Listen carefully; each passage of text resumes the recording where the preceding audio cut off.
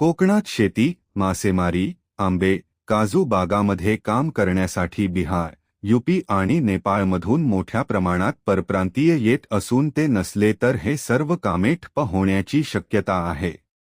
त्यामुळे कोकणात आता हे परप्रांतीय राजा झाल्याचे चित्र अनेक तालुक्यांमध्ये आहे. त्यामुळे कोकणातील नागरिकांनी लवकरच बिहारी आणि उर्दू भाषा शिकण्याची तयारी ठेवा असे धक्कादायक विधान मराठी अभिनेते वैभव मांगले यांनी केले आहे.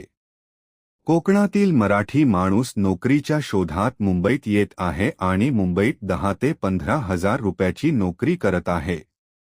कोकणी माणसाला आपल्या गावात रोजगाराच्या संधी दिसत नाही, मात्र याच कोकणात बिहार, कर्नाटक, यूपी आणि नेपाळमधील तरुण मोठ्या प्रमाणात येत आहेत आणि छोटे-मोठे व्यवसाय करून रोज 2 ते 5 हजार रुपये कमावत आहे. मात्र आपला कोकणी माणूस मुंबईत महिन्याला 15 हजार रुपये कमावत आहे आणि त्यात तो समाधानी आहे. हे परप्रांतीय कायम राहावे म्हणून येथील स्थानिक कोकणी माणूस प्रार्थना करत आहे. हे परप्रांतीय जर कोकण सोडून गेले तर संपूर्ण कोकणातील कामे ठप्प होण्याची शक्यता आहे. कोकणात शेती, मासेमारी, आंबे, काजू बागामध्ये काम करण्यासाठी बिहार, यूपी आणि नेपाळमधून मोठ्या प्रमाणात परप्रांतीय येत असून ते नसले तर हे सर्व कामे ठप्प होण्याची शक्यता आहे. त्यामुळे कोकणात आता हे परप्रांतीय राजा झाल्याचे चित्र अनेक तालुक्यांमध्ये आहे. त्यामुळे कोकणातील नागरिकांनी लवकरच बिहारी आणि उर्दू भाषा शिकण्याची तयारी ठेवा असे धक्कादायक विधान मराठी अभिनेते वैभव मांगले यांनी केले आहे.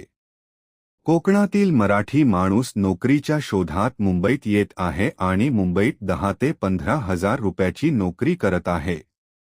कोकणी माणसाला आपल्या गावात रोजगाराच्या संधी दिसत नाही, मात्र याच कोकणात बिहार, कर्नाटक, यूपी आणि नेपाळमधील तरुण मोठ्या प्रमाणात येत आहेत आणि छोटे-मोठे व्यवसाय करून रोज 2 ते 5 हजार रुपये कमावत आहे. मात्र आपला कोकणी माणूस मुंबईत महिन्याला 15 हजार रुपये कमावत आहे आणि त्यात तो समाधानी आहे. हे परप्रांतीय कायम राहावे म्हणून येथील स्थानिक कोकणी माणूस प्रार्थना करत आहे. हे परप्रांतीय जर कोकण सोडून गेले तर संपूर्ण कोकणातील कामे ठप्प होण्याची शक्यता आहे.